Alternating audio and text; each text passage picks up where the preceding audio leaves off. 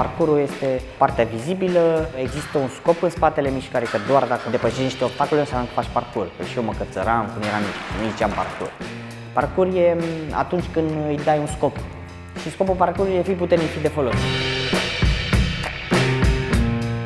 Trebuie să ai un echilibru între ce poți să faci și ce vrea mintea să faci. De multe ori e echilibru invers. Corpul poate mai multe, mintea nu te lasă. Nu are încredere și prin exerciții demonstrezi că tu de fapt fizic poți și ești capabil. Cam așa merg lucrurile. Și la un moment dat, mintea zice ok, fă ce vrei tu, știi?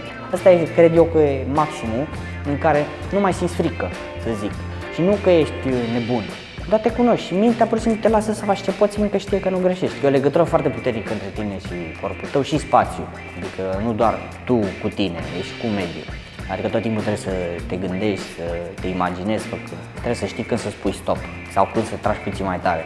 În deciziile astea pe care le iei stă siguranța ta, știi? Că poți să o pățești dacă nu judeci cum trebuie. Ideea să ajuți pe alții. De asta nici nu se creează, să zic, competiții în parcurs, fiindcă energia pe care tu o dezvolți nu o poți folosi împotriva altcuiva. Asta e ideea mișcării. Ce dezvolt eu e să mă ajut pe mine sau pe tine, știi? Ajung în vârful piramidei, încerc să te iau și pe tine. Adică eu să cresc, toată lumea să ajungă sus acolo. E individualistă disciplina, dar ăsta e rolul ei, să facă oamenii, să zic, mai buni, știi? Și el e mai mult decât parcurs. Când te apuci de parcurs, nu contează deloc nivelul la care ești, chiar nu contează. Trebuie să te apuci. După aia ajungi să te cunoști și e super important să zic, ca să poți să continui pe o perioadă lungă de timp, să nu te accidentezi, deci autocunoașterea. E super important.